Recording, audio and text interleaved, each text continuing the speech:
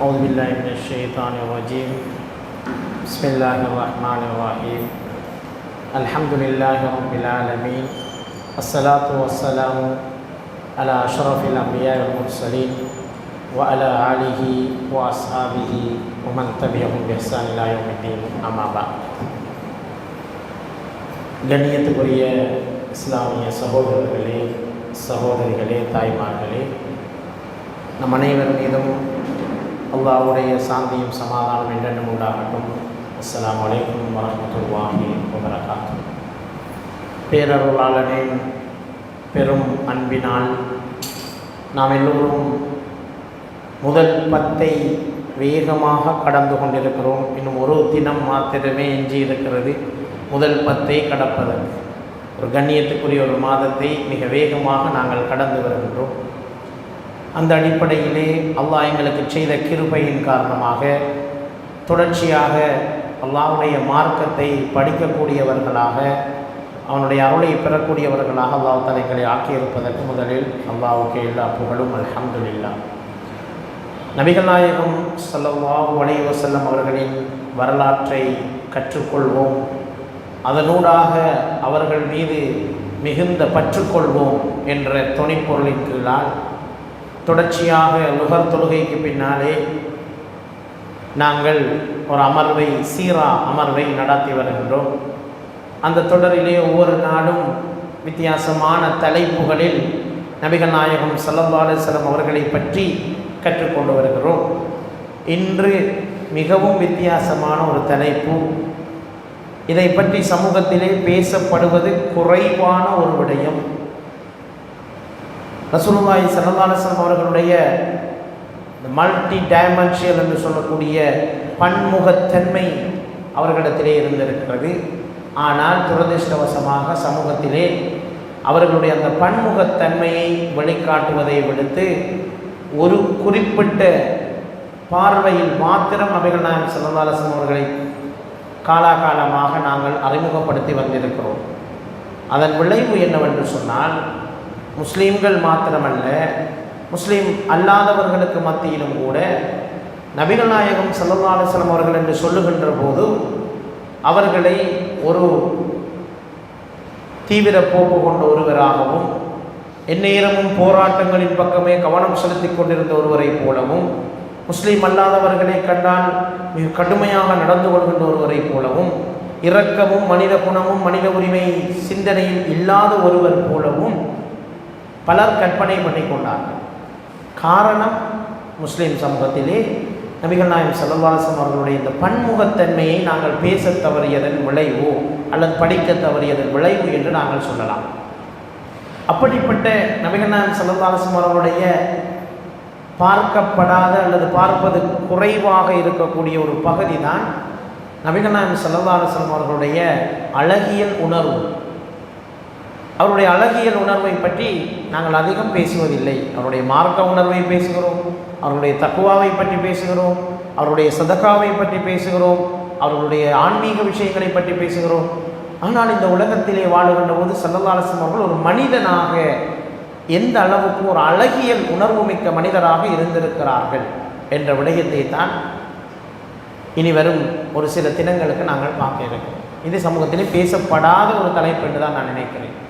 அந்த அடிப்படையிலே ஸல்லல்லாஹு அலைஹி வஸல்லம் அவர்கள் ஒரு புன்னகைக்கும் இறை தூதர் என்று அவர்களை அறிமுகப்படுத்தலாம்.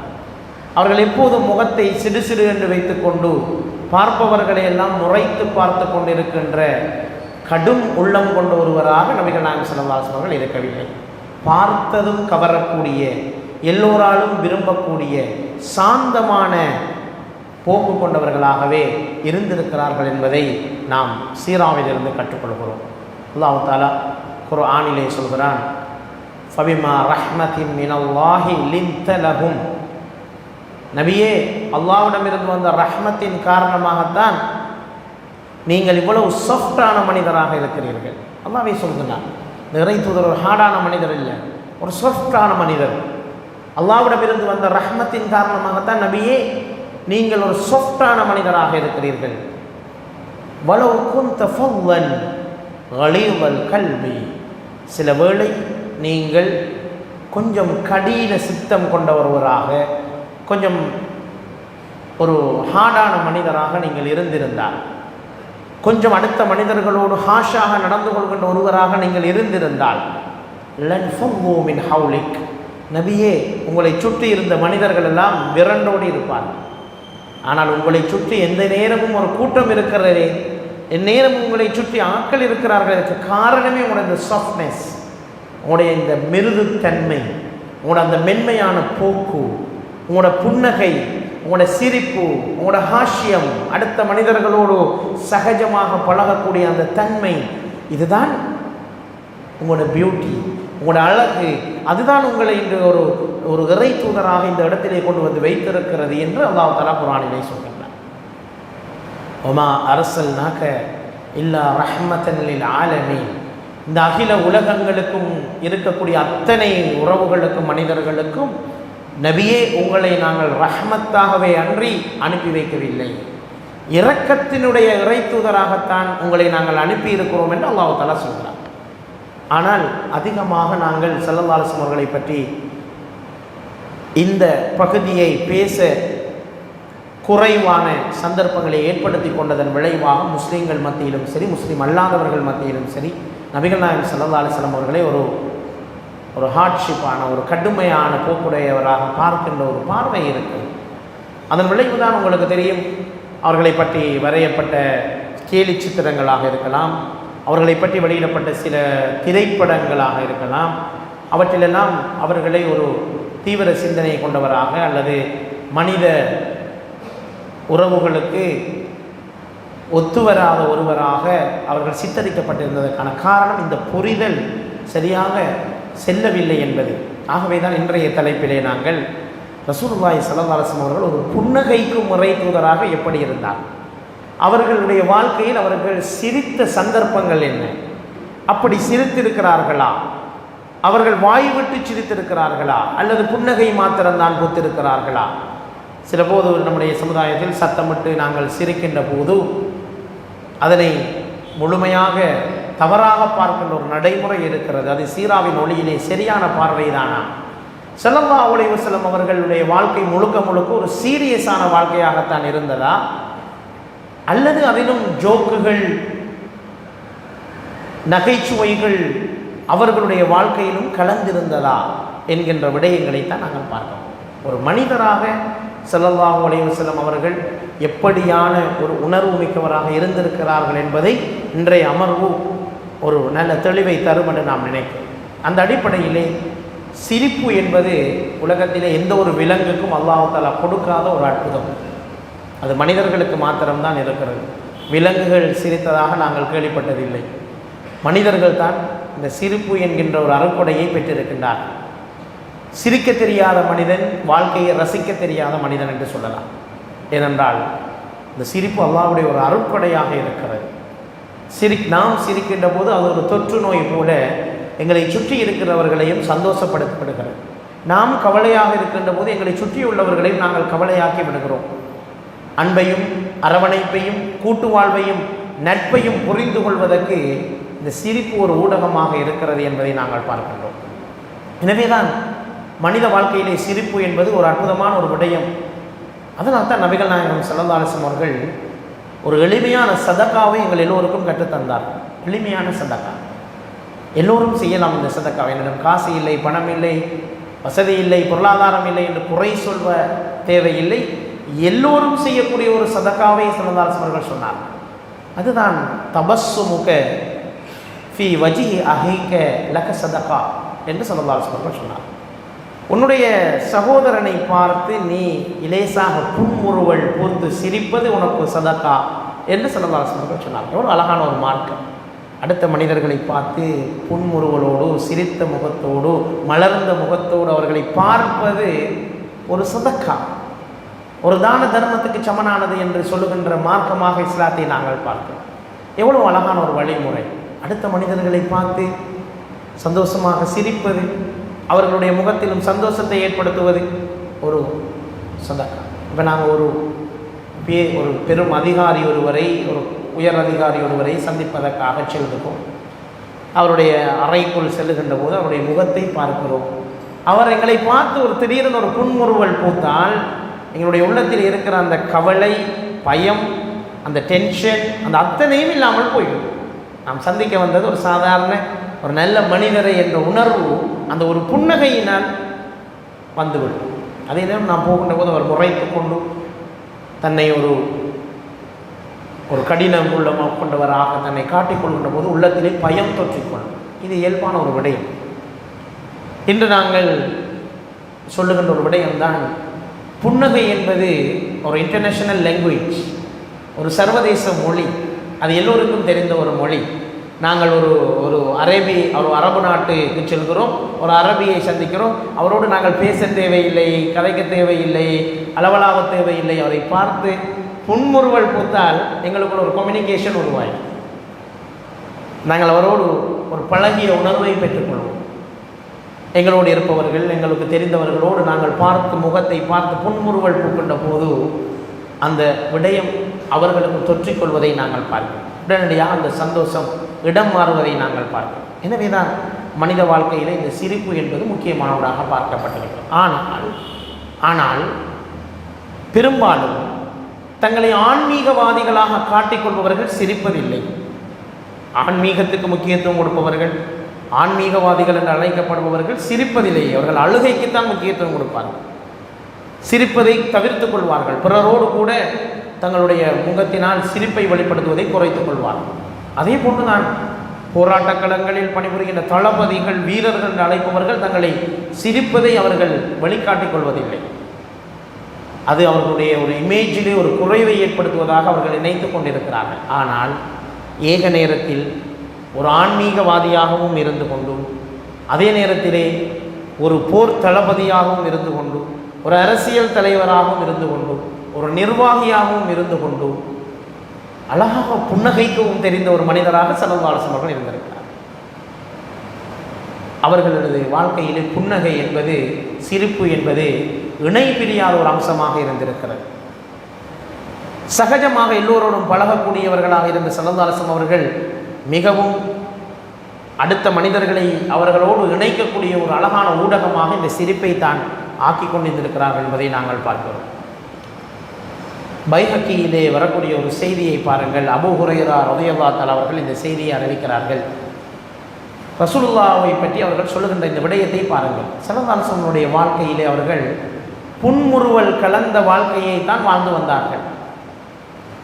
வளத்திலும் சிரித்தார்கள், வறுமையிலும் சிரித்தார்கள், இன்பத்திலும் சிரித்தார்கள், துன்பத்திலும் சிரித்தார்கள், வீட்டிலும் சிரித்தார்கள், வெளியிலும் சிரித்தார்கள், பிரயாணத்திலும் சிரித்தார்கள், போரிலும் சிரித்தார்கள், பள்ளிவாயிலும் சிரித்தார்கள், நோயிலும் சிரித்தார்கள். எல்லா படிநிலைகளிலும் அவர்கள் சிரிக்க மறந்ததில்லை. எப்போதும் அவர்களோடு ஒட்டிக்கொண்டிருந்த ஒரு விடயம் தான். இவ்வளவு பெரிய கவலையான விஷயம் நடந்தாலும் நபிகள் நாயகம் ஸல்லல்லாஹு அலைஹி வஸல்லம் அவர்கள் புன்னகைக்க மறப்பதில்லை என்று வரக்கூடிய இந்த அறிவிப்பை நாங்கள் பார்க்கிறோம். அந்த அளவுக்கு நபிகள் நாயகம் ஸல்லல்லாஹு அலைஹி வஸல்லம் அவர்கள் ஒரு சந்தோஷமான, மகிழ்ச்சியான ஒரு உறவை கட்டியெழுப்புவதை எப்போதும் விரும்பி இருக்கிறார்கள் என்பதை நாங்கள் பார்க்கிறோம். அனஸ் இப்னு மாலிக் ரலியல்லாஹு தஆலா அவர்கள் சொல்லக்கூடிய இந்த செய்தியை பாருங்கள். ஸல்லல்லாஹு அலைஹி வஸல்லம் அவர்கள் வெள்ளிக்கிழமையிலே ஜும்மாவுடைய நேரத்திலே ஹுத்பாவை நிகழ்த்துகின்றார்கள். உணர்ச்சி பொங்க மறுமை நாளை நினைவுபடுத்தி இன்னும் பல விடயங்களை ஞாபகப்படுத்தி அவர்கள் பேசிக்கொண்டிருக்கின்ற போதே அவர்களோடு உரையாட வருகின்ற ஒரு மனிதர் கோரிக்கை விடுக்கின்ற போது, பேசுகின்ற போது அவரோடு அழகாக புன்னகைத்து பேச அவர்கள் மறந்ததில்லை என்று சொன்னார். ஆகவே சிரிப்பு, புன்னகை என்பது மறுமைக்கு எதிரான ஒன்று கிடையாது. சிரிப்பதால் ஒரு மனிதன் ஆன்மீகத்தை இழந்து விட்டான் என்பது கிடையாது. அது மனிதனின் இயல்பு. இதனால் தான் நபிகள் நாயகம் ஸல்லல்லாஹு அலைஹி வஸல்லம் அவர்கள் ஆன்மீக உரைகளை நிகழ்த்தி கொண்டிருக்கின்ற போதே புன்னகை செய்து மனிதர்களோடு சிரித்து பேசியிருக்கிறார்கள் என்கின்ற நபி மொழிகளை நாங்கள் பார்க்கக்கூடியதாக இருக்கிறது. ஸல்லல்லாஹு அலைஹி வஸல்லம் அவர்கள் சக்ராத்துடைய வேதனையிலும் சிரித்தார். சக்ராத்துடைய நிலை. ஆனால் அவர்கள் கடுகடுப்பான முகத்தோடு மரணிக்க விரும்பவில்லை. ஸல்லல்லாஹு அலைஹி வஸல்லம் அவர்கள் கடுமையாக நோய்வாய்ப்பட்டு அவர்களால் நடக்கக்கூட முடியாது, இழுத்து கொண்டு போனார்கள் ஒரு தொழுகைக்காக. ஸல்லல்லாஹு அலைஹி வஸல்லம் கால்கள் கூட அந்த பூமியிலே இழுபட்டு வந்ததை சஹாபாக்கள் கண்டார்கள். அப்படி ஒரு நோய், கடுமையான நோய், கடும் தலைவலி, உடம்பு முழுக்க காய்ச்சல். ஆயிஷா ரலியல்லாஹு அன்ஹா அவர்கள் புடவையை தண்ணீரில் நனைத்து நெற்றியிலே வைத்துவிட்டு பார்ப்பார்கள், அது காய்ந்து விடும். அந்த அளவுக்கு உடம்பு சூடு இருந்தது. அப்படியான ஒரு கடுமையான வழியை ஸல்லல்லாஹு அலைஹி வஸல்லம் கடைசி தருணத்திலே உணர்ந்திருக்கிறார்கள். அல்லாஹ் பாதுகாக்க வேண்டும். எங்களுடைய சக்கராத் எப்படி அமையும்? ஒரு நபிகளாருடைய சக்கராத் இப்படி இருக்கிறது என்றால், அல்லாஹ்வுடைய ஹபீப், அல்லாஹ்வுடைய மிகவும் விருப்பத்துக்குரிய மனிதர் தான் ஸல்லல்லாஹு அலைஹி வஸல்லம். அவர்களுடைய சக்கராத்துடைய நிலைதான் இது. அவர்களுடைய தண்ணீரை நனைத்து விட்டு, நான் என்னுடைய புடவையிலே தண்ணீரை நனைத்து விட்டு நபிகளாருடைய நெற்றியிலே வைப்பேன், அது அவருடைய உடம்பில் காய்ந்து கொண்டு இந்த காய்ச்சலின் சூட்டினால் காய்ந்து விடும் என்று சொல்கிறார்கள் ஆயிஷா நாயகி. அந்த அளவுக்கு அவர்களுக்கு கடுமையான வேதனை இருந்தது. கடுமையான தலைவலி 2 தினங்களாக ஸல்லல்லாஹு அலைஹி வஸல்லம் அவர்களுக்கு நடக்க முடியாத அளவுக்கு வலி, இழுத்து கொண்டு போகின்ற அளவுக்கு நபி அவர்களுடைய சக்ராத் இருந்தது. அப்போது அவர்கள் சொன்னார்கள், இன்னலில் மௌத்தி லசக்ராத், நிச்சயமாக மௌத்துக்கு சக்ராத் இருக்கிறது என்பதை நான் உறுதிப்படுத்துகிறேன். ஸல்லல்லாஹு அலைஹி வஸல்லம் கண்களில் கண்ணீர் வடிந்தவாறு சொன்னான். அவ்வளவு வேதனையை அந்த நாயகம் ஸல்லல்லாஹு அலைஹி வஸல்லம் அனுபவித்தார்கள் என்றால் நாங்கள் எல்லோரும் பயந்து கொள்வோம். நம்முடைய சக்கராத் எப்படி இருக்கும், நம்முடைய இறுதி முடிவு எப்படி இருக்கும் என்பதை நாங்கள் ஒவ்வொருவரும் சிந்தித்து பார்க்க வேண்டும். அந்த தருணத்தில் கூட ஸல்லல்லாஹு அலைஹி வஸல்லம் சிரித்திருக்கிறார் என்பதுதான் நான் இங்கே சொல்ல வந்த விடை. பள்ளி வாயிலுக்கு சென்று கடைசியில் தொழுகை நடத்த முடியாத ஒரு நிலை. அபூபக்கர் ரலியல்லாஹு தஆலா தன்னுடைய தோழரை அழைத்து தொழுகை நடத்துமாறு சொல்லிவிடுகின்றார்கள். அல்லாஹும்ம ஸல்லி அலா மழை பெய்கின்ற போது ஓதக்கூடிய துவாவை ஓதிக்கொள்வோம். அல்லாஹும்ம ஸய்யிபன் நாஃபிஆ, யா அல்லாஹ் இந்த மழையை எங்களுக்கு பயனுள்ளதாக ஆக்கி வைப்பாயாக என்று ஸல்லல்லாஹு அலைஹி வஸல்லம் அவர்கள் மழை பெய்ய ஆரம்பிக்கின்ற போது ஓதியிருக்கிறார்கள். கடுமையான சூடு, வெப்பம் 2-3 தினங்களாக இருந்தது. அல்லாஹ்வுடைய அருளாக இந்த மழை பொழிகிறது. இது பிரயோசனமுள்ள மழையாக இருக்க வேண்டும் என்று துவா செய்து கொள்வோம். அல்லாஹும்ம ஸய்யிபன் நாஃபிஆ. ரைட். அந்த அடிப்படையிலே ஸல்லல்லாஹு அலைஹி வஸல்லம் அவர்கள் திங்கட்கிழமை முற்பகல் வேளையிலே தான் மரணம் அடைகின்றார்கள். அந்த நேரத்திலே சுபஹுடைய தொழுகையை தொழச் செய்யுமாறு அபூபக்கர் ரலியல்லாஹு தஆலா அவர்களுக்கு சைக்கினை செய்கிறார்கள். சொல்லக்கூட முடியாத அளவுக்கு கடுமையான நிலை. நீங்கள் தொழுவீங்க என்று சைக்கினை செய்கிறார்கள். அபூபக்கர் ரலியல்லாஹு தஆலா அவர்கள் தொழுகிறார்கள். ஆயிஷா நாயகியை கூப்பிட்டு ஸல்லல்லாஹு அலைஹி வஸல்லம் அவர்கள் ஒரு சிக்னல் ஒன்று கொடுக்குறாங்க, இப்படி திரையை விளக்குங்க. ரசூலுல்லாஹ் வீட்டை இருந்து பார்த்தா பள்ளிவாசல் விளங்கும் தானே. மஸ்ஜித் நபவியும் நபிகளாருடைய வீடு முறை வளாகத்தில் தான் இருந்தது. திரை ஒன்று தான் பள்ளிவாசலையும் வீட்டையும் பிரித்து கொண்டிருந்தது. ஸல்லல்லாஹு அலைஹி வஸல்லம் அவர்கள் சொல்கிறாங்க, திரையை விளக்குங்க. இப்போ ஆயிஷா ரலியல்லாஹு அன்ஹா அவர்கள் திரையை விளக்குகின்றார்கள். அபூபக்கர் ரலியல்லாஹு தஆலா அவர்களுக்கு பின்னால் ஒட்டுமொத்த சஹாபா பெரும் கூட்டம் உண்டு சுபஹ் தொழுகையை தொழுது கொண்டிருப்பதை காண்கிறார். கண்டபோது ரசூலுல்லாஹி ஸல்லல்லாஹு அலைஹி வஸல்லம் அவர்கள் சொல்கிறார்கள், ரசூலுல்லாஹி ஸல்லல்லாஹு அலைஹி வஸல்லம் அவர்கள் ஆனந்தம் அடைகிறார்கள். என்னுடைய இந்த சமூகம் தொழுகையில் ஒன்று சேர்ந்திருக்கின்ற நிலையில் நான் அதை விட்டு செல்கிறேன். அதுதான் நம்மளுடைய சந்தோஷத்துக்காக. இந்த சமூகம் கடைசி ரசூலுல்லாஹ் அந்த சமூகத்தை பார்த்தது அதுதான். அதோட கடைசியாக பார்க்குறாங்க என்ன நிலையிலே, ஒரு இமாமுக்கு பின்னால் ஒத்துமையாக தொழுது கொண்டிருக்கிற நிலையில் பார்க்குறாங்க ரசூலுல்லாஹ். ஒரு இமாமுக்கு பின்னால் ஒத்துமையாக ரைட், நான் இல்லை என்னோடு இந்த முஸ்லீம் சமூகம் சின்ன பின்னமாகல, அடுத்த தலைவருக்கு பின்னால் ஒன்று சேர்ந்துட்டாங்க. தொழுகிறது அபூபக்கர் ரலியல்லாஹு தஆலா.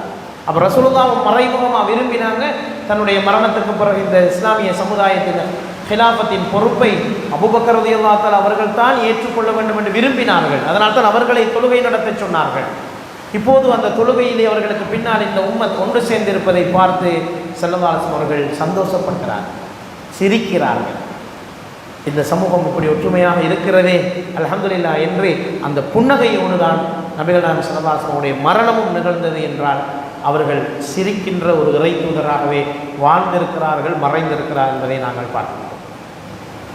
நான் ஏற்கனவே சொன்ன அந்த ஹதீஸை போல இன்னும் ஒரு ஹதீஸ், சதகா என்று வந்த அந்த ஹதீஸ், அதைவிட ஒரு சிறப்பான ஒரு ஹதீஸ் முஸ்லிமிலே பதிவாக இருக்கிறது. அபூதர் அல்-கிஃபாரி ரலியல்லாஹு தஆலா அவர்கள் சொல்கிறார்கள், உன்னுடைய சகோதரனை மலர்ந்த முகத்துடன் நீ சந்திப்பது உட்பட எந்த ஒரு நல்ல காரியத்தையும் நீ அற்பமாக நினைத்து விடாதே, அது அல்லாஹ்விடத்திலே உயர்ந்த அமல் என்று சொன்னார். ஒரு சிம்பிளான விஷயம், நம்மளோட லைஃப்பில் நடக்கிற டெய்லி நடக்கிற ஒரு சிம்பிளான விஷயம் என்ன, நாங்கள் ரோட்டில் எத்தனையோ சகோதரர்களை பார்ப்போம், பள்ளிக்குள்ளே எத்தனையோ பேரை சந்திப்போம்.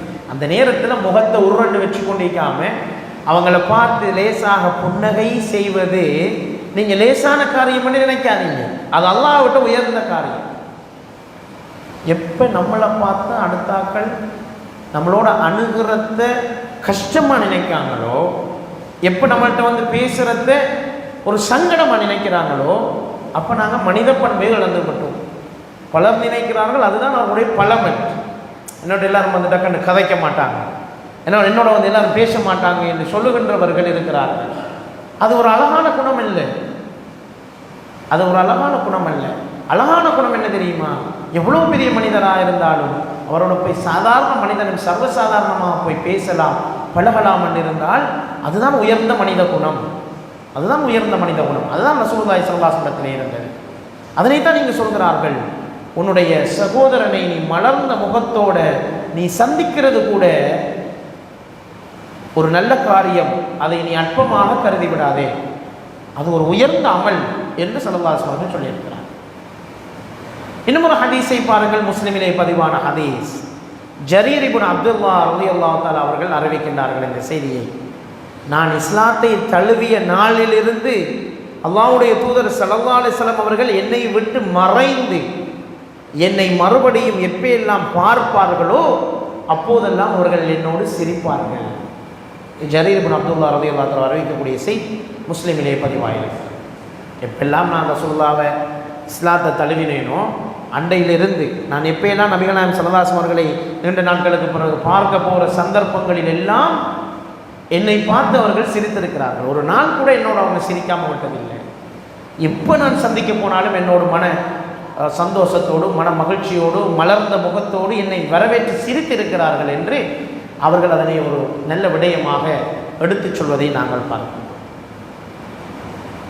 திருமிதியிலே வரக்கூடிய ஒரு ஹதீஸ், அஹ்மதிலே பதிவாக இருக்கக்கூடிய இன்னும் ஒரு ஹதீஸ், அப்துல்லா இப்னு ஹாரிஸ் ரலியல்லாஹு தஆலா அவர்கள் இந்த ஹதீஸை அறிவிக்கின்றார்கள். அவர்கள் சொல்கிறார்கள், ரசூலுல்லாஹி ஸல்லல்லாஹு அலைஹி வஸல்லம் அவர்களை விட அதிகம் புன்னகைக்கக்கூடிய ஒரு மனிதரை நான் கண்டதில்லை. ரசூலுல்லாஹி ஸல்லல்லாஹு அலைஹி வஸல்லம் அவர்களை விட அதிகமாக புன்னகைக்கக்கூடிய ஒரு மனிதரை நான் கண்டதில்லை என்று அவர்கள் சொல்கிறார். அந்த அளவுக்கு யாருமே இல்லை இந்த அளவுக்கு புன்னகைக்கக்கூடிய ஒரு மனிதராக நபிகள் நாயகம் ஸல்லல்லாஹு அலைஹி வஸல்லம் அவர்கள் இருந்திருக்கிறார்கள். அவ்வளவு புன்னகைக்கக்கூடிய ஒரு மனிதராகத்தான் நபிகள் நாயகம் ஸல்லல்லாஹு அலைஹி வஸல்லம் அவர்கள் இருந்திருக்கிறார்கள் என்ற செய்தியை அவர்கள் சொல்வதை நாங்கள் பார்க்கிறோம். அப்போ பாருங்கள், எவ்வளவு ஒரு அற்புதமான ஒரு விடை. ஸல்லல்லாஹு அலைஹி வஸல்லம் அவர்கள் மலர்ந்த முகத்தோடு தான் இருப்பதை அற்பமாக கருத வேண்டாம் என்று சொல்கிறார்கள். ரசூலுல்லாஹ் என்னை சந்தித்த எந்த ஒரு நாளிலேயும் என்னோடு சிரிக்காமல் இருந்ததில்லை என்று சொல்கிறார்கள். ரசூலுல்லாவை விட அதிகம் புன்னகைக்கக்கூடிய எந்த ஒரு மனிதரையும் நான் வாழ்நாளில் கண்டதில்லை என்று சஹாபாக்கள் சொல்கிறார்கள். அந்த அளவுக்கு ஒரு புன்னகைக்கக்கூடிய இறை தூதராக ஸல்லல்லாஹு அலைஹி வஸல்லம் அவர்கள் இருந்திருப்பதை நாங்கள் பார்க்கிறோம். ஒரு சீராவை எடுத்து ஆராய்ந்து பார்க்கின்றவர்கள் சொல்லுகின்ற ஒரு செய்தி, சீராவிலே சில சொற்கள் வருகிறது. முல்ஹு என்கின்ற சொல், தராயிப் என்கின்ற சொல், நிகாத் என்று சொல்லக்கூடிய அல்லது நுக்தா என்று சொல்லக்கூடிய சொல், அல் மிஸாஹ் என்று சொல்லக்கூடிய சொல். இந்த 4 சொற்களுமே நபிகள் நாயகம் ஸல்லல்லாஹு அலைஹி வஸல்லம் அவர்களோடு சம்பந்தப்பட்டிருக்கிறது. இந்த 4மே சிரிப்பு, மகிழ்ச்சி, நகைச்சுவை, விகடம் என்கின்ற அர்த்தங்களில் பயன்படுத்தப்படுகின்ற சொற்கள். அப்படியான சொற்கள் அனைத்தும் ஸல்லல்லாஹு அலைஹி வஸல்லம் அவர்களோடு சம்பந்தப்பட்டிருக்கிறது. நபிகள் நாயகம் ஸல்லல்லாஹு அலைஹி வஸல்லம் அவர்கள் சிரிப்போடு, மலர்ச்சியோடு, புன்முறுவலோடு, விகடத்தோடு இருந்திருக்கிறார்கள் என்பதைத்தான் இந்த செய்திகள் எங்களுக்கு சொல்கிறது.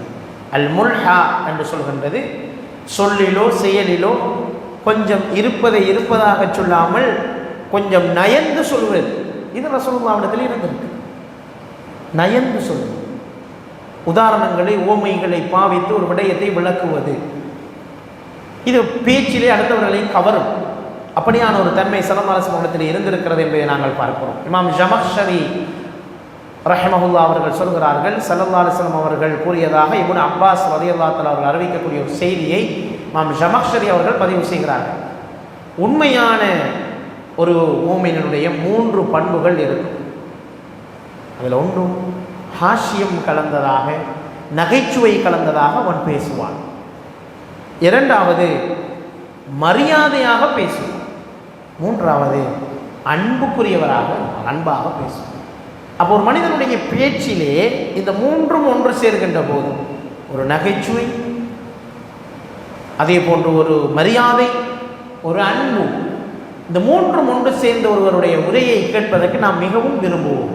அவரோடு பேசுவதை நாம் நேசிப்போம். ஆனால் அது எல்லை மீறி சென்று விடக்கூடாது. பேச்சு முழுக்கவே நகைச்சுவையாக இருந்தால் அது ரசிக்கத்தக்கதாக இருக்காது. பேச்சு முழுக்கவே சீரியஸாக இருந்தால் அதுவும் ரசிக்கத்தக்கதாக இருக்காது. எந்த இடத்திலே எந்த இடங்களிலே எந்த அளவுக்கு எது தேவைப்படுகிறதோ அந்த அளவுக்கு அதனை பயன்படுத்துகின்ற போது தான் அதனுடைய பெருமதி இருக்கும். உண்மையில் இந்த மில்ஹ் என்பது என்ன தெரியுமா? உப்பு. அரபு மொழியிலே மில்ஹ் என்ற சொல்லுக்கு இன்னும் ஒரு கருத்து உப்பு. இந்த நகைச்சுவையும் இந்த சிரிப்பும் எப்படி இருக்க வேண்டும் வாழ்க்கையில்? சோத்திலே கரையிலே நாங்கள் உப்பை எப்படி பயன்படுத்துவோமோ தேவைக்குத்தான் அதனை பயன்படுத்த வேண்டும். அது இல்லாவிட்டாலும் நல்லா இருக்காது, அதிகமாக இருந்தாலும் திகட்டிவிடும். இதுதான் வாழ்க்கையின் நகைச்சுவை, சிரிப்பு, மகிழ்ச்சிக்குரிய தருணங்கள் இருக்க வேண்டும். அது இல்லாவிட்டாலும் வாழ்க்கை அலுப்பு தட்டிவிடும். ஆனால் அது அதிகரித்தால் அதுவும் பிரச்சனை. உப்பு கூடினாலும் பிரச்சனை, உப்பு இல்லாட்டியும் பிரச்சனை. ஆகவே தான் இந்த மில்ஹ் என்ற சொல் அரபு மொழியில் ஒரு உப்புக்கு குறிக்கின்ற ஒரு சொல் மில்ஹ். ஆகவே அந்த சொல்லை தான் நீங்கள் நாங்கள் பார்க்குறோம். முல்ஹா ஒரு நயத்தோடு உப்பு போட்டு பேசுவது. உப்பு போட்டு பேசினா ரசிக்கத்தக்கதாக இருக்கும். ஆனால் உப்பு கூடிடவும் கூடாது. அதில் கவனமாக இருக்க வேண்டும் என்பதையும் இந்த விடயம் எங்களுக்கு சொல்கிறது. அதான் நான் சொன்னேன், மில்ஹுன்னா உப்பு. அது உப்பை போல அளவாக இருந்தால்தான் இந்த நகைச்சுவை சிரிப்புக்குரிய விஷயங்கள் எல்லாம் வாழ்க்கையில் சந்தோஷத்தை தரும். இல்லாவிட்டால் அது கவலையை ஏற்படுத்தி விட்டு போய்விடும். அதே போன்று தான் இந்த துர்பா என்கின்ற விடயம் சொல்லிலும் செயலிலும் புதிய விஷயங்களை, வியப்பூட்டக்கூடிய விஷயங்களை, அடுத்தவர்களை கவரக்கூடிய விஷயங்களை சொல்லுகின்ற வகையில் பேசுவது ஸல்லல்லாஹு அலைஹி வஸல்லம் வாழ்க்கையில் இருந்தது. இது ஒரு அழகியல் உணர்வு. அதான் நான் சொல்லுவாங்க, ரசூலுல்லாஹ்வுடைய அழகியல் உணர்வு. அப்படி ரசூலுல்லாஹி ஸல்லல்லாஹு அலைஹி வஸல்லம் பேசி இருக்கிறார்கள். வர்ணனைகளை அப்படி சொல்லி இருக்கிறார்கள். அழகான முறையிலே அதனை எடுத்து சொல்லி இருக்கிறார்கள். அழகான உவமானங்களை, உவமேயங்களை பேசி இருக்கிறார்கள். அது நல்ல ஒரு உதாரணத்தை நான் சொல்லலாம். புகாரியிலே தான் இந்த செய்தி வருகிறது. நபிகள் நாயகம் ஸல்லல்லாஹு அலைஹி வஸல்லம் அவர்கள் தன்னுடைய ஒட்டக ஓட்டியான அன்ஜஸா ரலியல்லாஹு அன்ஹு அவர்களோடு ஒட்டகத்திலே பயணம் போய் கொண்டிருக்கிறார்கள். பின்னாலே ஒரு பரன் மாதிரி அடிக்கப்பட்டு அதிலே சஹாபி பெண்மணிகள் எல்லாம் இருக்கிறார்கள். ரசூலுல்லாவும் அதிலே இருக்கிறார். ரசூலுல்லாஹ் கொஞ்சம் முன்னுக்கு இருக்கிறார், முன்சி. அதுக்கு பின்னால் பெண்கள் இருக்கிறார். அப்போ இந்த அன்ஜஸா என்ன செய்கிறார் என்றால், ஒட்டகம் ஓட்டுறார், டிரைவர். ரசூலுல்லாஹ் டிரைவர். பாட்டு படித்து தான் ஒட்டகம் ஓட்டுவார். பாட்டு பாடிக்கும். இது புகாரிலே வரக்கூடிய செய்தி. நான் அதைத்தான் சொல்கிறேன். ரசூலுல்லாஹி ஸல்லல்லாஹு அலைஹி வஸல்லம் இந்த பக்கங்களை நாங்கள் பேசுவதில்லை. அவர்கள் அழகியல் உணர்ச்சியோடு எப்படி வாழ்ந்திருக்கிறார்கள் என்ற விடயத்தை அவர் பாட்டு பாடிக்கொண்டு கலகலவனை சிரித்து கொண்டு பாட்டு பாடிக்கொண்டு தான் அவர் அந்த ஒட்டகத்தையும் ஓட்டி போவார். ஒட்டகத்தில் போகிற பயணம் நீண்ட பயணம், நீண்ட நேரம் பிடிக்கும். எனவே அலுப்பாயிடும் மக்கள். அதுக்கு அவர் என்ன செய்வார்? நல்ல பாடல்களை, நல்ல சிந்தனை கொண்ட பாடல்களை, கவிதைகளை பாடல்களாக பாடிக்கொண்டு தான் டிரைவ் பண்ணி போவார். இப்படி ஒரு நாள் போகின்ற போது கொஞ்சம் வேகமாக போக தொடங்கிட்டார். ஒட்டகத்தை கொஞ்சம் வேகமாக ஓட்ட தொடங்கிட்டார். இப்போ பின்னால் இருக்கிறார்கள் கொஞ்சம் ஆட்டம் காண தொடங்கிடுச்சு. இப்போ ரசூலுல்லாஹி ஸல்லல்லாஹு அலைஹி வஸல்லம் அவர்கள் அந்த அன்ஜஸா ஒரு கவிதை படிக்கக்கூடியவர், பாட்டு பாடக்கூடியவர், இலக்கியத்திலே ஆர்வம் கொண்டவர், ரசனை கொண்டவர். அவரோடு பேசுகின்றவர் எப்படி பேச வேண்டும்? அவருடைய போக்கில் தான் பேச வேண்டும். ஸல்லல்லாஹு அலைஹி வஸல்லம் அவர்கள் சொன்னார்கள், யா அன்ஜஸா ரிஃப்கன் பில் கவாரீர். இப்படிதான் சொன்னார், ரிஃப்கன் பில் கவாரீர். கொஞ்சம் சாஃப்டாக ஓட்டுங்க, கண்ணாடி குடுவைகளை உடைத்து விடாதீர்கள் என்று சொன்னார். இந்த சொல்ல பாருங்க, எப்படி சொல்லுன்ற ரசூலுல்லாஹ், எப்படி ஒரு கவித்துவம் மிக்க வரி. யாரை வர்ணிச்ச ரசூலுல்லாஹ்? கண்ணாடி குடுவைகள் என்று. பின்னால் இருந்த சஹாபி பெண்கள் சொல்றாங்க, ரிஃப்கன் சாஃப்டா போங்க, பில் கவாரி பின்னால் கண்ணாடி குடுவையை உடைச்சு போடுறாங்க, கிளாஸ் இதை உடைச்சு போடுறாங்க. பெண்களை அழகான கிளாஸால் செய்யப்பட்ட இந்த பூச்சாடிகள், அழகான இந்த போச்சுகள் எல்லாம் வச்சிருக்கவே, அதை மாதிரி ஒரு பொருளுக்கு தான் கவாரியர் என்று சொல்றோம். காரோரத்தும் கவாரியர் என்று சொன்னால் கண்ணாடியால் செய்யப்பட்ட அழகான போச்சுகள், பூவாசுகள், கண்ணாடி பொருட்களை தான் கவாரியர் என்று சொல்றோம். அப்போ ரசூலுல்லாஹி ஸல்லல்லாஹு அலைஹி வஸல்லம் பின்னால் பொம்பளை இருக்காங்க, அவசரம் இல்லாமல் மெதுவாக போங்க என்று சொல்லியிருக்கலாம். சொல்ல வேண்டியவர் யாரு? பாட்டு படிக்கக்கூடிய ஒருவர், கவிதை சொல்லக்கூடிய ஒருவர், இலக்கியத்தில் ஆர்வம் உள்ள ஒருவர். அவரோடு பேசுகின்ற போது இலக்கிய மொழியில் தான் பேச வேண்டும். எப்படி சொன்னார்கள்? ரிஃப்கன் பில் கவாரீர், மெதுவாக போங்கோ, பின்னால் கண்ணாடி குழுவை உடைச்சு போட்டு. இதுக்கு பின்னால் அந்த கண்ணாடி குடுவை என்ற வார்த்தைக்கு பின்னால் ஏராளமான விளக்கம் இருக்கு. ஒரு சொல்தான் ரசூலுல்லாஹி ஸல்லல்லாஹு அலைஹி வஸல்லம் கையாண்டாங்க. பெண்களை ஏன் கண்ணாடி குடுவை என்று சொன்னாங்க, அதுக்கு பின்னால் நிறைய அர்த்தங்கள் புரிந்திருக்கிறது. அப்போ ஸல்லல்லாஹு அலைஹி வஸல்லம் அவர்கள் இவ்வாறு அழகான மொழிநடையில் பேசக்கூடிய தான் சொன்னாங்க. துர்பா கேட்கிறார்களுக்கு இன்பத்தை தரக்கூடிய பேச்சு, இன்பத்தை தரக்கூடிய பேச்சு. சும்மா பேசல ஸல்லல்லாஹு அலைஹி வஸல்லம், சும்மா சொல்லியிருக்கலாம் பெண்கள் இருக்கிறார்கள் கவனமாக போங்கன்னு சொல்லியிருக்கலாம். அப்படி சொல்லாமல் அந்த இடத்திலே அவருக்கு ரிஃப்கன் பில் கவாரே பின்னால் ஒரு கண்ணாடி குழுவை இருக்குது, சொஃப்டாக வாகனத்தை ஓட்டுங்கன்னு சொல்லுகின்ற அளவுக்கு நபிகள் நாயகம் ஸல்லல்லாஹு அலைஹி வஸல்லம் அவர்கள் அடுத்த ஆக்களை வியப்பளிக்கக்கூடிய அளவுக்கு மகிழ்வேற்றக்கூடிய அளவுக்கு பேசக்கூடிய ஒருவராக இருந்திருக்கிறார்கள். அடுத்தது நுக்தா. நுக்தான் என்னது சொல்கிறோம், நாம் எல்லாரும் ஓதினேன் குர்ஆன் மசால ஒரு நொக்குத்தா மேலே 2 நொக்குத்தா கீழே ஓதின ஞாபகம் இருக்குது. நுக்தான் என்ன பேர், புள்ளி, டொட்டை தான் சொல்கிறது. அது நொக்குத்தா இல்லை நுக்தா, அதான் அதில் சரியான சொல். அது நாங்கள் ஒரு நொக்குத்தான்னு சொல்லி ஓதி முதல் அப்படி தான் ஓதுற தத்ரீஸ் குர்ஆன்ல. இப்போ தான் சிஸ்டம்லாம் மாறி வரும், ரைட். அப்போ அவ்வாறு நாங்கள் ஓதுகின்ற நேரம் ஒரு கருப்பு பேக்ரவுண்டில் போடப்பட்ட ஒரு ஒயிட் டாட், இதைத்தான் நுக்தான்னு பெரும்பாலும் அரபிகள் அழைத்திருக்கிறார்கள்.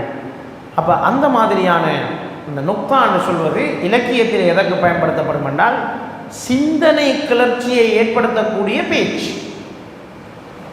அது சொல்லி போட்டு போனோன்னு விளங்காது, கொஞ்சம் சுணம், அதை விளங்கி எடுக்கிறது கொஞ்சம் சுணம். அப்படியான பேச்சுக்களை பேசுபவர்கள் இருப்பார்கள். தமிழிலே இதனை வாது கவி என்று சொல்வார்கள், புதிர் பேச்சு என்று சொல்வார்கள். அப்படியான ஒரு பேச்சு பேசினால் அது என்னென்று விளங்காத உடனே மறுபோக்கு தான் ரைட், இதைத்தான் சொல்லியிருக்கிறார்கள் என்று விளங்கும். இப்படி கிராமிய நாட்டார் நகைச்சுவையிலே இவ்வாறு பேசுகின்ற ஒரு பழக்கம் இருந்திருக்கிறது, அரபிகளிடத்திலே இருந்திருக்கு. அதை ஸல்லல்லாஹு அலைஹி வஸல்லம் அவர்கள் கையாண்டிருக்கிறார். அப்படி பேசக்கூடியவர்களாக இருந்திருக்கிறார். சில நேரம் ஸல்லல்லாஹு அலைஹி வஸல்லம் அவர்கள் சொல்லுகின்ற உதாரணங்கள் ஓமனிகள் உடனே புரியாது, சில நேரங்களுக்கு பிறகு நாங்கள் பார்க்கின்ற போதுதான் அதனுடைய அர்த்தத்தை நாங்கள் புரிந்து கொள்ளக்கூடியதாக இருக்கும். அப்படியும் சில நேரங்களில் சில மிச்சம் இலக்கிய உச்சகட்டத்திலே ஸல்லல்லாஹு அலைஹி வஸல்லம் அவர்கள் பேசிய சொன்ன உவமானங்கள் உவமையங்கள் இருப்பதை நாங்கள் பார்க்கிறோம். அப்படி பேசியிருக்கிறார். அதுக்கு நிறைய உதாரணங்கள் இருக்குது ரசூலுல்லாஹ்வுடைய வாழ்க்கையிலே. அவ்வாறு நபிகள் நாயகம் ஸல்லல்லாஹு அலைஹி வஸல்லம் அவர்கள் பேசிய உதாரணங்கள் நிறைய இருப்பதை நாங்கள் பார்க்கிறோம். அதில் ஒன்று தான் இப்போ நான் சொன்னது கவாரீர், கண்ணாடி குடுவை என்று அவர்களை உவமித்தது கூட அப்படியான ஒரு விடயம் தான். ஒரு மோமின் இன்னொரு மோமினுக்கு கண்ணாடி என்று சொன்னார். இது எவ்வளோ பெரிய உவமை! கண்ணாடி, ஒரு சகோதரன் இன்னொரு சகோதரனுக்கு கண்ணாடியை போலவன் என்று சொன்னார்கள். இது உடனே விளங்காது, இந்த கண்ணாடியை போலேன்னு சொல்லணும், பளபளப்பாய்க்கிற தலையாக்கி நினைச்சிட்டு வருவோம். விட்டு வந்து பார்த்தா தான் அந்த கண்ணாடி என்னையெல்லாம் செய்ய முடியும் யோசிச்சு பார்த்தால் அதுக்கு பின்னால் அபூர்வமான அற்புதமான கருத்துக்கள் இருக்கும். ஒரு கண்ணாடி எப்போதும் நம்முடைய பிம்பத்தை நம்மிடத்தில் மட்டும்தான் காட்டும். நாம் போனால் இன்னொருவர் வந்தோம், இதற்கு முன்னால் நின்றவர் இவர் தான் என்று காட்டார். இதை போன்றுதான் சகோதரத்துவ உறவு இருக்க வேண்டும். ஒருவர் எங்களிடம் நம்பி சொல்லுகின்ற ரகசியங்கள், அவருடைய குறைகள் அனைத்தையும் அவரிடம்தான் பேச வேண்டும், இன்னொருவரிடம் போய் பேசக்கூடாது என்பது கண்ணாடி கற்றுத் தருகின்ற ஒரு பாடம். அது மட்டுமல்ல, கண்ணாடி உள்ளதை உள்ளவாறு தான் காட்டும், உருப்பெருக்கி காட்டாது. சாதாரண ஒரு தளவாடி உள்ளதை உள்ளவாறு தான் காட்டும். அழுக்கு இருந்தால் அழுக்காக காட்டும், சுத்தமாக இருந்தால் சுத்தமாக காட்டும். ஆகவே ஒரு சகோதரன் இன்னொரு சகோதரனுக்கு கண்ணாடியை போன்றுதான் உள்ளதை உள்ளவாறு சொல்வனாக இருக்க வேண்டும். அவனை மோசமாக இல்லாத மாதிரி எல்லாம் விமர்சிக்கக்கூடியவனாக இருக்கக்கூடாது. மோம்பாக்கிற கண்ணாடி அழுக்காக இருந்தால் நம்முடைய முகமும் அழுக்காக தெரியும். நம்முடைய நண்பர்கள் சரியாக இல்லாவிட்டால் நம்முடைய வாழ்க்கையும் மோசமாக போய்விடும். இப்படி ஏராளமான அர்த்தங்கள் இருக்கிறது இந்த கண்ணாடி என்ற ஓமயத்துக்கு பின்னால். இப்படி ஸல்லல்லாஹு அலைஹி வஸல்லம் பேசியிருக்கிறார்கள். சில சந்தர்ப்பம் உடனே விளங்காததனுடைய அர்த்தம் யோசிக்க யோசிக்க ஒவ்வொரு அர்த்தமாக புரியும். அடுத்ததுதான் ஸல்லல்லாஹு அலைஹி வஸல்லம் மிஸாஹ் ஜோக், காமெடி, ஜோக். இது ரசூலுல்லாஹ்வுடைய வாழ்க்கையில் இருந்திருக்கிறது. ரசூலுல்லாஹ் நகைச்சுவை உணர்வோடு நடந்து கொண்டிருக்கிறார்கள். நகைச்சுவை உணர்வோடு இருந்த மனிதர்களை அங்கீகரித்திருக்கிறார்கள். 2 பேர். நான் ஒரு ஆள் நகைச்சுவையாளராக இருக்கலாம், இல்லாமல் போகலாம். ஆனால் எனக்கு பக்கத்தில் யாரும் ஜோக் அடித்தாலும் எனக்கு பிடிக்காதுன்ற ஒரு கேரக்டராக இருந்தால் அது கொஞ்சம் ஹார்ட்ஷிப், அது கொஞ்சம் கடினமான ஒரு நிலை. நாம் ஜோக் அடிக்க நம்மளோட விஷயம். ஆனால் ஜோக்காக பேசுகிற யாரையும் பிடிக்காது என்று சொன்னால் அது கொஞ்சம் ஹார்ட்ஷிப். ஆகவே ஸல்லல்லாஹு அலைஹி வஸல்லம் 2ஆகவும் இருந்திருக்கிறார். தானும் நகைச்சுவை உணர்வோடு பேசி இருக்கிறார்கள், நடந்து கொண்டிருக்கிறார்கள்.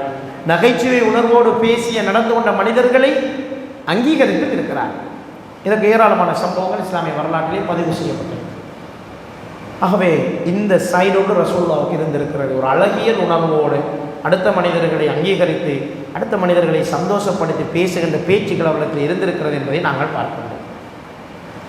ஸல்லல்லாஹு அலைஹி வஸல்லம் இடத்திலே சஹாபாக்கள் போய் கேட்குறாங்க, யா ரசூலல்லாஹ் நீங்கள் இறை தூதர் அல்லவா? பாருங்க எப்படி கேட்குறாங்க, யா ரசூலல்லாஹ் நீங்கள் இறை தூதர் அல்லவா, ஆனால் எங்களோட குதூகலமாக தமாஷாக பேசிக்கொள்கிறீர்களே, நகைச்சுவையாலாம் பேசுகிறீங்களே, நீங்கள் இறை தூதர் அல்லவான்னு அவங்களே ஆச்சரியத்தில் போய் கேட்குறாங்க.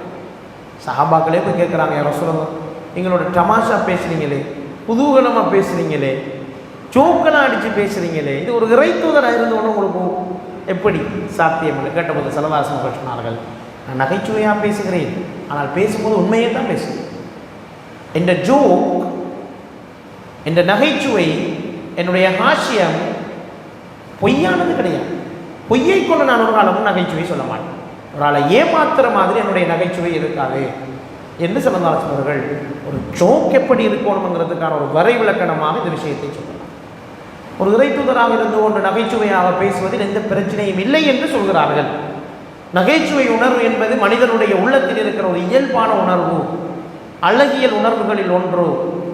அந்த ஈஸ்தட்டிக் ஃபீலிங்ஸ் ஒரு மனிதனுக்குள்ள இல்லாமல் போனால் அவன் மோசமான மனிதனாக மாறுவான். அவனுக்கு ஸ்ட்ரெஸ் ஏற்படும், வாழ்க்கை மன அழுத்தங்களுக்கு உள்ளாவான், பிரச்சனைகளை சரியாக கையாள மாட்டான். எனவேதான் ஸல்லல்லாஹு அலைஹி வஸல்லம் இந்த உணர்வோடு இருந்திருக்கிறார்கள், இருக்க சொல்லியிருக்கிறார்கள்.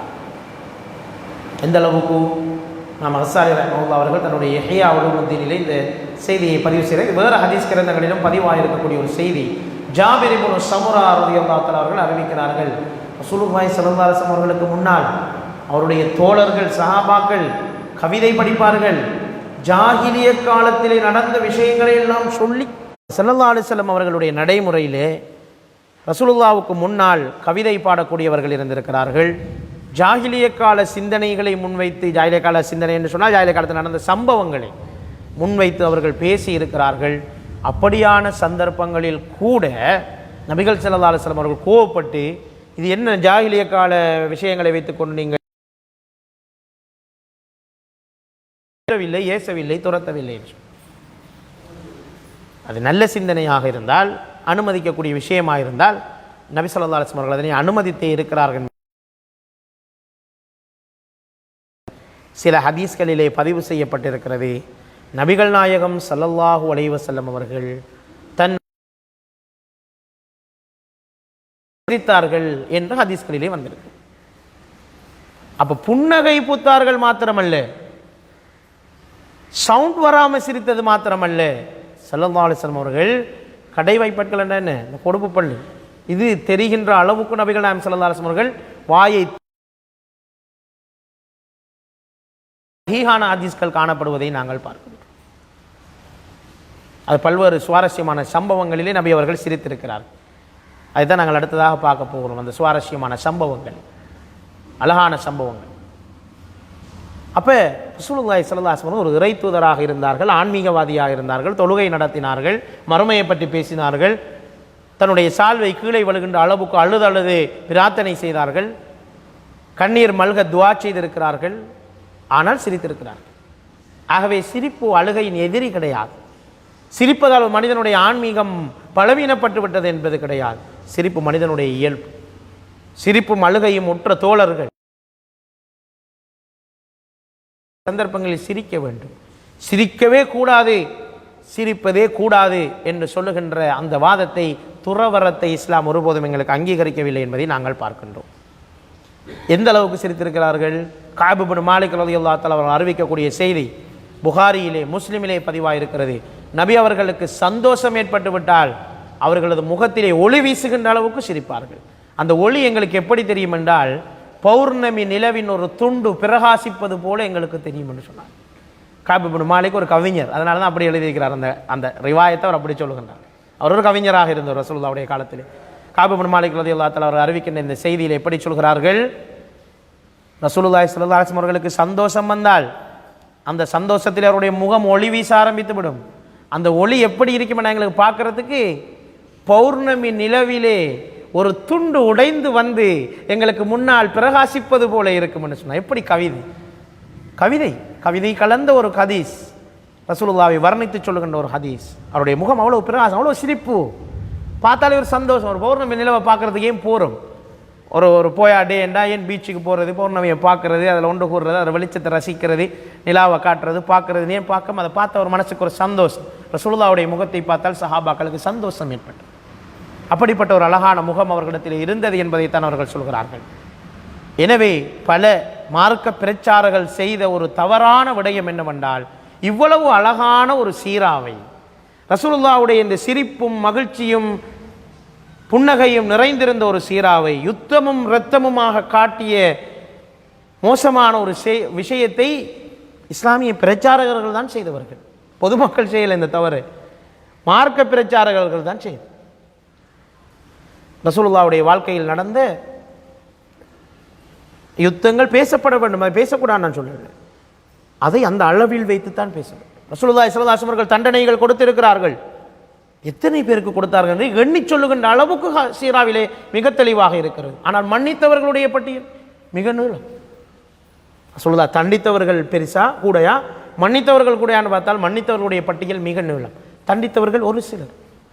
நாம் அறிஞ்சி விபச்சார குற்றத்துக்கு கல்லறை தண்டனை கொடுத்ததாக ஹதீஸ்களிலே வரக்கூடிய ஒரு சம்பவங்கள் ஒரு 2, 3, 4க்குள்ளதான்.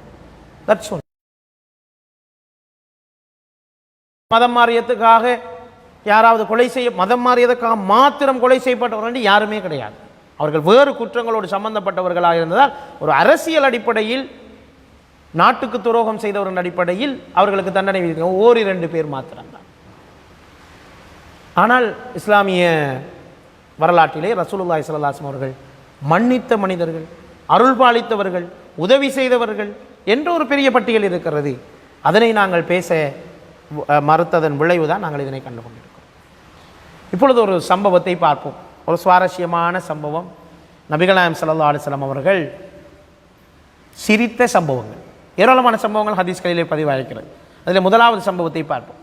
இது ஒரு வந்து சொல்லு.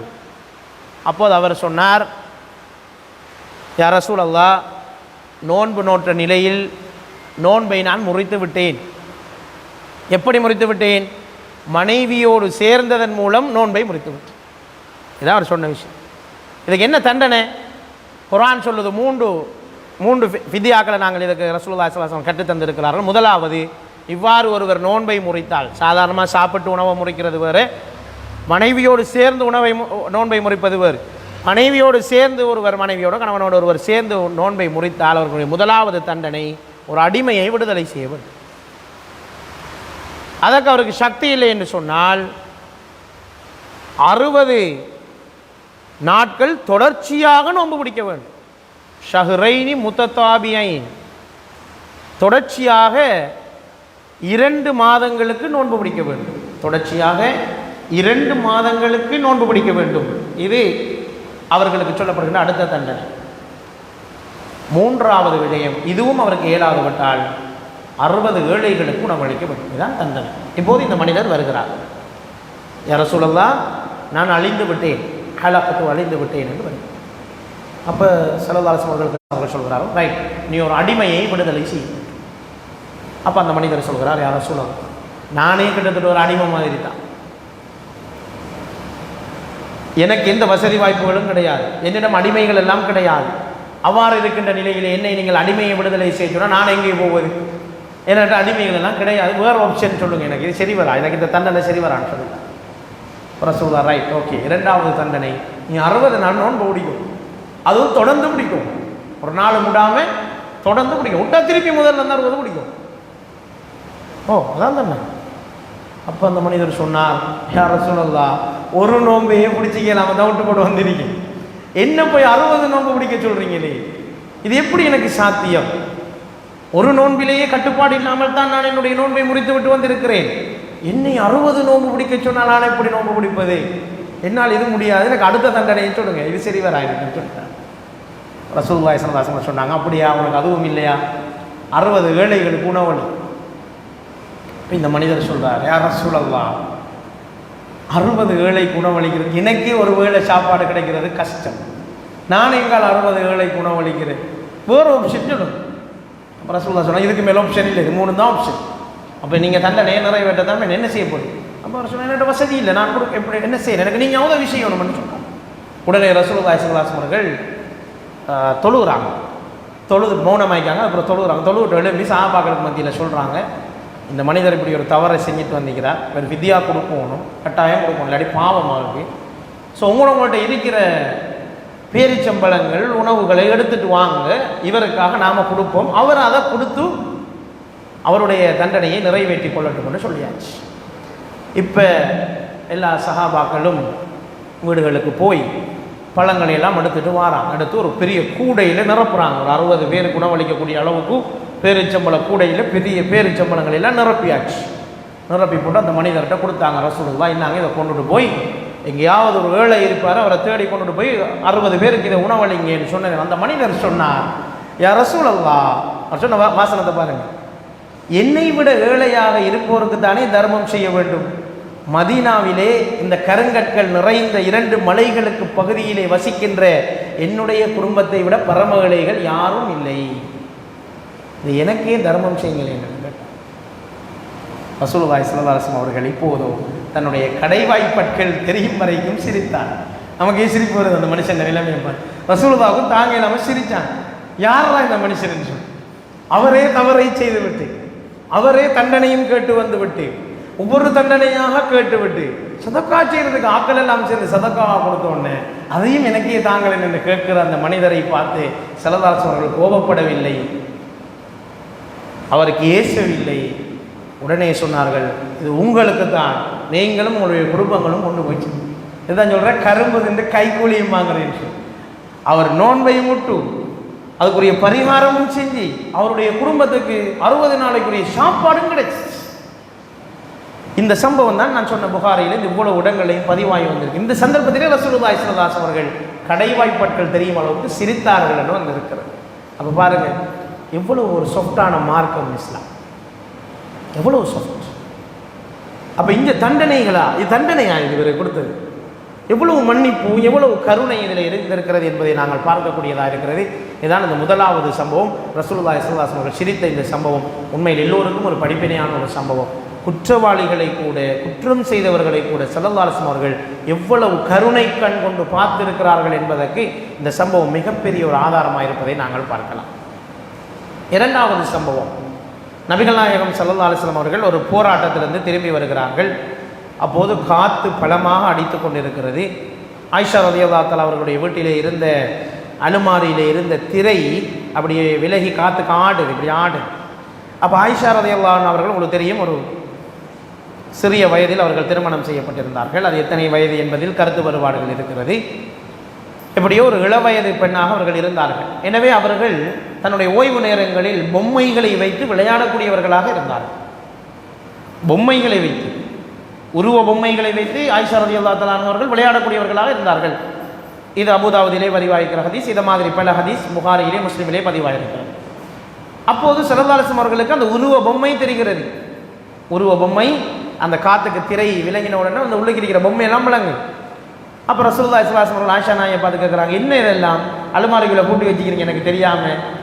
சொல்றாரு, மனைவி ஆனால் விளையாடுற சிறுமிகளோட இருந்து பின்ன இருந்து ஓய்வு நேரங்கள் இருந்து இந்த பொம்மை விளையாட்டு விளையாடி இருக்கிறாங்க. அப்படியான சந்தர்ப்பத்திலே தான் ஸல்லல்லாஹு அலைஹி வஸல்லம் அதனை கண்டு கேட்கிறாள், என்ன இவை? அப்போது ஆயிஷா ரலியல்லாஹு அவர்கள் சொல்கிறார்கள், இது குதிரை பொம்மை. அப்போ உருவ பொம்மை தானே, குதிரை என்ன உருவம் தானே, உருவம் உள்ள ஒரு குதிரை பொம்மை, குதிரை பொம்மையை தான் நான் வைத்து விளையாடுகிறேன். சரி, குதிரை பொம்மை சரியா, அதுக்கு மேலே என்ன இருக்கிற மாதிரி என்ன அதுன்னு கேட்டார். அது இறக்கை இருக்கிறதுன்னு சொன்னாங்க. அப்போது ஸல்லல்லாஹு அலைஹி வஸல்லம் அவர்களுக்கு சிரிப்பு வந்துட்டு அவங்க கேட்குறாங்க, குதிரைக்குமே இங்கே அது இறக்க இருக்குமா, இது என்னது, குதிரைக்கு இறக்க இருக்குதா அப்படின்னு கேட்குறாங்க. அப்போ ஆயிஷா ரலியல்லாஹு அவர்கள் சொல்கிறார்கள், சுலைமான் அலைஹிஸ்ஸலாம் அவர்களுடைய குதிரைகளுக்கு இறக்கைகள் இருந்ததே, அதாவது அந்த ஜின்கள் உதவியோடு தானே அவர்கள் சில வேலைகளை செய்தார்கள். பறந்து வந்து குதிரை வேகத்தில் போயிட்டு வந்த அந்த விஷயங்கள் எல்லாம் இருந்தது. அப்போ அதை அவர்கள் ஞாபகப்படுத்தி சொல்கிறார்கள், சுலைமான் அலைஹிஸ்ஸலாத்தின் குதிரைகளுக்கு இறக்கை இருந்ததாக சொல்லப்படுகிறதே என்று நான் சொன்னேன்.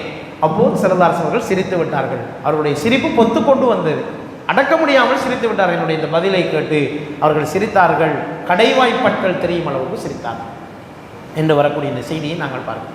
இதுவும் ரசூலுல்லாஹ்வுடைய அந்த சாஃப்ட்னஸை தான் காட்டும். ஒரு மனைவியோடு எப்படி நடந்து கொண்டார்கள். அவருடைய வயது, அவருடைய இயல்பு, அதை ரசூலுல்லாஹி ஸல்லல்லாஹு அலைஹி வஸல்லம் மறக்கவில்லை.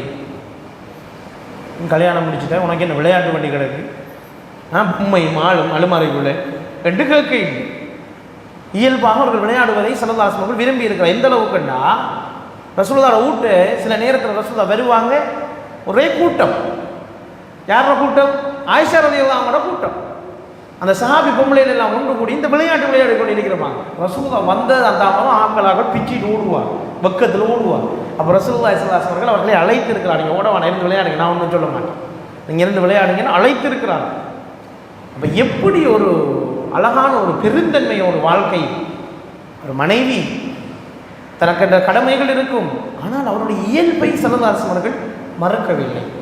இப்போ கல்யாணம் முடிக்கிறதுக்கு முன்னால் நிறைய பெண்களுக்கு நிறைய ஹாபீஸ் இருக்கும், அவங்களுக்கு விருப்பமான நிறைய பொழுதுபோக்குகள் இருக்குது. அந்த கல்யாணம் முடித்ததோடு அவங்க அதில் நிறுத்தி கொள்வாங்க. ஏனென்றால் அவங்களோட கணவன்மார் இதை அனுமதிப்பார்களா என்ற ஒரு அச்சம் அவர்களுக்கு இருக்குது. சில நேரம் நல்ல ட்ராயிங் பண்ணுறார்கள், நல்ல கைப்பணிகள் செய்கிறார்கள், நல்ல பாடல் கவிதைகளை படைக்கக்கூடியவர்கள், இலக்கியம் உருவாக்கக்கூடியவர்கள் எல்லாம் இருந்திருப்பார்கள். அவர்களுடைய பெரும்பாலானவர்கள் திருமணத்தோடு தங்களோட அந்த சைடை நிப்பாட்டி கொள்வாங்க. ஏனென்றால் அவங்களோட வீட்டில் அதுக்குரிய சப்போர்ட் கிடைக்கிறது, அந்த இயல்பை புரிந்து கொள்றாங்க, அவங்கள வளர்க்குறதுக்கு கணவன்மார் முயற்சி செய்கிறார். ரசூலுல்லாஹ்வுடைய வாழ்க்கையில் நாங்கள் அதை பார்க்குறோம். தன்னுடைய மனைவி ஆயிஷா ரலியல்லாஹு அன்ஹா அவர்கள் இந்த விளையாட்டுகளில் இன்ட்ரெஸ்ட் ஆனவர்கள் எனக்கு விளையாடட்டும், அது என்ன பிரச்சனை என்று நினைக்கக்கூடியவர்களாக இருந்திருக்கிறார்கள் என்பதை நாங்கள் பார்க்கிறோம். இன்னும் ஒரு சம்பவத்தை பார்த்துட்டு நாங்கள் முடிப்போம். ரசூலுல்லாஹி ஸல்லல்லாஹு அலைஹி வஸல்லம் அவர்கள், இதுவும் மனைவிமாரோடு நடந்த ஒரு சம்பவம் தான், இது எல்லோருக்கும் தெரிந்த ஒரு சம்பவம். ஆயிஷா ரலியல்லாஹு தஆலா அவர்களோடு பயணம் போகிற சந்தர்ப்பத்திலே சஹாபாக்களை எல்லாம் முன் செல்லுங்கோ முன் செல்லுங்கோ முன் செல்லுங்கோ முன் செல்லுங்கோ தக்கத்தம் தக்கத்தம் தக்கத்தம்னு சொல்லுவோம். அவள் சஹாபாக்கள் எல்லாம் ஃபாஸ்ட்டாக நடந்து போவான். ஒரு கேப் கொண்டு வரும், ரசூலுல்லாஹ்வுக்கும் போகிற பிரயாண ஆக்களுக்கு ஒரு சின்ன கேப் கொண்டு வரும். இந்த கேப் வந்த உடனே ஆயிஷா ரலியல்லாஹு தஆலா அவங்கள்ட்ட கேட்டாங்க, ஓட்டப்பந்தயம் வைப்போமா?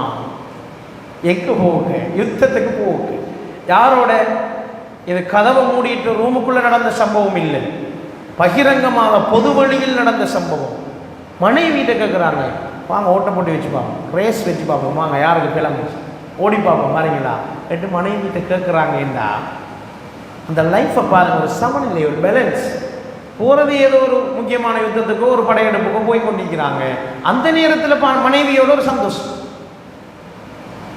அவங்களோட இயல்புக்கு அந்த சந்தோஷத்தை கொடுக்குறத ரசூலுல்லாஹி ஸல்லல்லாஹு அலைஹி வஸல்லம் விரும்புகிறாங்க.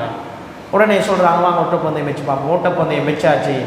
ஆயிஷா நாயி வந்துட்டாங்க, ஆயிஷா நாயி வந்தாச்சு. இது நடந்து பல வருஷங்கள் கடந்துட்டு ஆயிஷா நாயி மறந்து போயிட்டாங்க. இப்படி ஒரு சம்பவம் நடந்து நாம் ஓடின வண்டே எல்லாம் மறந்து போயாச்சு. அந்த மனுஷன் மறக்கல ரசூலுல்லாஹி ஸல்லல்லாஹு அலைஹி வஸல்லம். இன்னொரு நாள் இதே மாதிரி போகிற நேரம் சஹாபாக்கள் எல்லாம் சொன்னாங்க, தக்கத்தமோன்னு சொல்லி அவங்களெல்லாம் முன்னுக்கு போக சொல்லி போட்டு ஆயிஷா நாயிட்ட கேட்டாங்க, ஒரு பழிக்கு பழி தீர்க்க வேண்டும்னு சொன்னாங்க. ஏற்கனவே ஒருக்கா ஓட்டை போட்டு வச்சு நீங்கள் என்ன ஜெயிச்சு இப்போ வச்சு பார்ப்போமான்னு கேட்டாங்க. அப்போ ஆயிஷா நாயி கொஞ்சம் உடம்பு போட்டு இருந்தாங்க, அந்த டைமில் கொஞ்சம் பெருத்திருந்தாங்க உடம்பு. அப்போ ரெண்டு பேரும் அதே மாதிரி ஓட்டப்பந்தயம் வைக்கிறாங்க. ரசூலுல்லாஹ் கடுமையாக முந்தி போய் ஓடிட்டார். ஓடி போட்டு ஆயிஷா நாயோட தோளில் தட்டி சொன்னாங்க, அதுக்கு இது இப்படி சொன்னாங்க, அதுக்கு இது என்று சொன்னாங்க. பாருங்க, ஒரு இறை தூதர் இப்படியெல்லாம் இருக்க முடியுமா? ஒரு ஆன்மீக தலைவர் இப்படியெல்லாம் இருக்க முடியுமான்னு நம்ம எல்லாம் ஆச்சரியப்படுகின்ற அளவுக்கு அவங்களோட லைஃப் ஸ்டைல், அவங்களோட வாழ்க்கை முறை சிம்பிளாக இருந்தது. அதனால தான் அவங்களோட லைஃப்பில் ஸ்ட்ரெஸ் இருக்கிறது. அவ்வளவு கவலைகள், யுத்தம், போராட்டம் அவங்களோட வாழ்க்கை நிறைந்திருந்தாலும் அதையே நினைச்சிட்டு வாழ்கிற வாழ்க்கை இல்லை. அது போகிற டைமில் ஒரு டைம் கிடைச்சா அதில் ஒரு ஃபன், அதில் ஒரு சந்தோஷம், அதில் ஒரு மகிழ்ச்சியை ஏற்படுத்தி கொண்டு தான் அவர்கள் லைஃப்பை கொண்டு சென்றார். இதனால் தான் அவங்களோட வாழ்க்கைகளில் எல்லாம் மகிழ்ச்சியோடு இருந்திருக்கிறார் என்பதை நாங்கள் பார்ப்போம். அப்போ எப்படி சொல்லியிருப்பாங்க, கையில் தட்டி அதுக்கு இது சமனாகி விட்டது என்று சொல்லுகின்ற அளவுக்கு இந்த மனைவிமாரோட மிக நெருக்கமாக பழகக்கூடிய நிலைமையில் அவர்கள் இருந்ததை நாங்கள் பார்க்கின்றோம். இன்னும் ஒரு சம்பவத்தை பார்த்துட்டு இதோட நான் முடிக்கிறேன். இதுவும் உங்களுக்கு தெரிந்த ஒரு சம்பவம் தான். அதான் சொன்னேன், இந்த மனைவிமார இயல்பை புரிந்து ஸல்லல்லாஹு அலைஹி வஸல்லம் நடந்து கொண்டார்கள், சிரித்தார்கள், சிரிக்க வைத்தார்கள், மனதுக்கு சந்தோஷம் தரக்கூடிய விஷயங்களுக்கெல்லாம் இடம் கொடுத்தார்கள் என்பதை தான் நாம் சொல்லுகிறோம். இந்த இஸ்லாம் என்பது கலைகள், இலக்கியம், ரசனை இதற்கு இடம் கொடுக்காத ஒரு வரட்டு மார்க்கம் இல்லை. அதில் எல்லாவற்றுக்கும் இடம் இருக்கிறது. ஆனால் அந்த உப்பை போல உரிய அளவோடு இருக்க வேண்டும் என்பதில் கவனமாக இருந்திருக்கிறார். இங்கே நம்ம எல்லோருக்கும் தெரிந்த ஒரு சம்பவம் தான் இந்த பெருநாள் தின நிகழ்வு. ஆயிஷா ரலியல்லாஹு தஆலா அவர்கள் மீது ரசூலுல்லாஹ் சரியான அன்பு வைத்திருந்தாங்க. ஒரு பெருநாள் நாள் சூடான் நாட்டைச் சேர்ந்த கருப்பின நீக்ரோ ஆக்கள் கொஞ்சம் பேர் இந்த போர் கருவிகள் கேடயங்களை எல்லாம் கொண்டு ஒரு வகையான நாடகம் தானே. நாடகமே யுத்தம் செய்யறதில்ல, யுத்தம் செய்கிற மாதிரி நடிப்பாங்க. ஒரு விதமான அவங்கள்ட்ட பாடல்கள் இருக்குது, அந்த யுத்த பாடல்கள், போர் பாடல்கள்.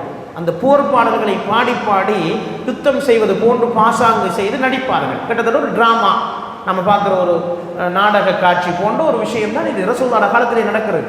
பெருநாளுடைய தினம், அதான் முக்கியம், பெருநாளுடைய தினம். அப்போ அது சந்தோஷமாயிக்க வேண்டிய தருணம். இப்போது ஸல்லல்லாஹு அலைஹி வஸல்லம் அவர்கள் ஆயிஷா ரலியல்லாஹு தஆலா அவர்களுக்கு இந்த மாதிரி விஷயமெல்லாம் விருப்பம் என்று தெரியும். ஊட்டையே பொம்மை வச்சு விளையாடுறாள், இந்த விஷயங்களில் இன்ட்ரெஸ்ட் காட்டுறாள், கவிதை படைக்கிறாள், இலக்கியம் படைக்கிறாள். இப்போ தன் மனைவிக்கு இந்த விடயங்களில் ஈடுபாடு இருக்குன்னு தெரியும் அந்த கணவருக்கு. இப்போது என்ன செய்கிறார்கள்? வாருங்கள், பார்க்க விரும்புகிறீங்களா, வாங்க கூட்டிகிட்டு வராங்க.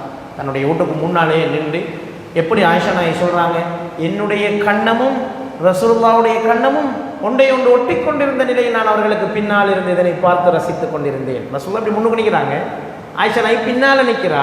இந்த கண்ணம், இடது கண்ணம் ரசூலுல்லாஹ்வுடைய வலது கண்ணத்தில் படு, இப்படி ஒட்டிட்டு தான் பார்த்துட்டீங்க. ரசூலுல்லாஹ் பின்னால் நின்று கட்டி அணைத்தவாறு அப்படி அவங்களோட கண்ணமும் ஒட்டிக்கவாறு அந்த காட்சியை அவர்கள் பார்த்து ரசித்து கொண்டிருக்கிறார்கள். இப்பொழுது ரசூலுல்லாஹி ஸல்லல்லாஹு அலைஹி வஸல்லம் அவர்கள் போய் அங்கே இருந்துட்டு, வீட்டில் இருந்துட்டு முன்னுக்கு நடக்குது மஸ்ஜிது நபவிக்கு முன்னால், அரபிதாவின் மக்களே அப்படி கூப்பிடுறாங்க, அரபிதாவின் மக்களே உங்களுடைய வீர சாகசங்களை ஆரம்பியுங்கள் என்று சொல்கிறாங்க. அந்த போர் காட்சிகள் நடக்குது. அது ஆயிஷா நாய் நீண்ட நேரம் பார்த்து கொண்டிருந்தார். நீண்ட நேரம் எனக்கு பார்த்து சலிச்சிட்டு அது வரைக்கும் ரசூலுல்லாஹ் எழும்பலே, போமாண்டு கேட்கலையே. அதுக்கு பிறகுதான் ஸல்லல்லாஹு அலைஹி வஸல்லம் அவர்கள் எனக்கு சலிச்சிட்டு தெரிஞ்சதுக்கு பிறகுதான் உனக்கு போதுமா என்று கேட்டார்கள்.